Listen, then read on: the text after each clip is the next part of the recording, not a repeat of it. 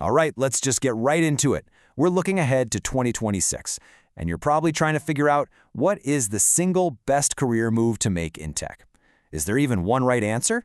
Well, let's find out. I mean, if you're a student right now, this is your life, isn't it?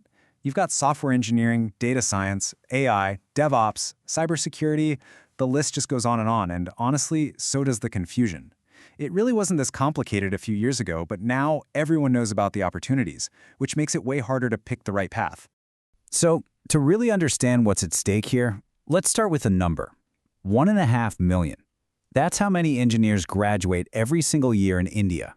That's who you're up against. And here's the reality check.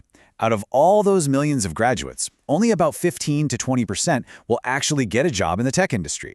So, what that means is, just to get your foot in the door, you have to be in the top 20% of everyone graduating. The pressure is definitely on. So how do you possibly cut through all that noise and beat those odds?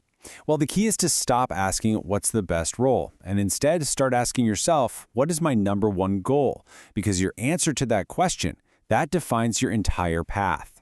And here it is. This is pretty much the core takeaway of this whole explainer, all on one slide. We've broken it down by the 3 goals most freshers have. So if you want the highest possible paycheck, you're targeting software or AI engineering. If you're playing the long game, thinking about future growth, then AI, software engineering, and data science are leading the pack. And if you just need to get a job, and fast, then software engineering has the most openings, with data analyst and software tester roles coming in right after. Okay, so that's the what. Now let's get into the why. Why are these specific roles the winners in their categories? Well, it all boils down to a balance between how much you can earn and just how many jobs are actually out there. First things first, let's be super clear about what we mean by high pay. We are talking about jobs where you can land those top-tier, incredible salary packages right out of college. But, and this is a huge but, these opportunities are really only on the table if you are willing to work hard enough to be in the top 5% of all engineers.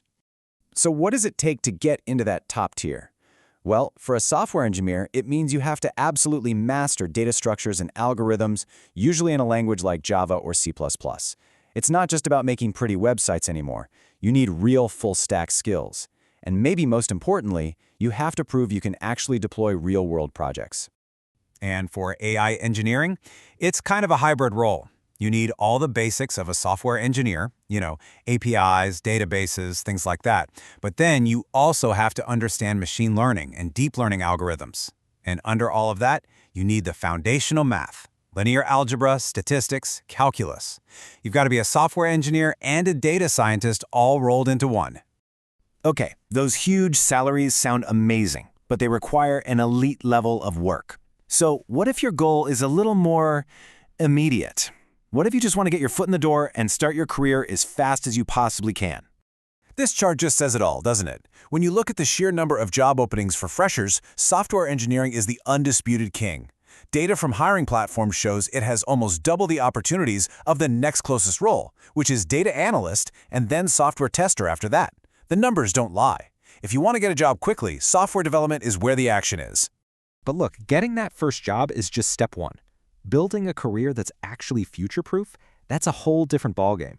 And that's where you have to start thinking strategically for the long term. Okay, so this is really important. You have to understand the difference between what we call a stepping stone role and a future growth role. Roles like data analyst and software tester are fantastic for getting into the industry quickly and getting that crucial experience. But the roles with the highest long-term growth potential, that's where you see things like AI engineering and cybersecurity. And this is exactly how that stepping stone strategy works in the real world. A ton of successful engineers start out as a software tester. They use that job to learn how the industry works, get some experience under their belt, and then, on their own time, they upskill and learn development. After a couple of years, boom, they make the switch to a software developer role. It's a proven path. This also explains why some of the most exciting fields are so hard for freshers to break into. Just think about it for a second. Is a huge company really going to trust its critical cloud infrastructure or its cybersecurity to someone who just graduated? Probably not. They want people who've been around the block. That's why starting as a software engineer and then moving into DevOps or security is often a much smarter career move. So we've talked about roles, we've talked about skills, we've talked about strategies, but honestly, none of it matters without the one single ingredient that separates that top 5% from everybody else.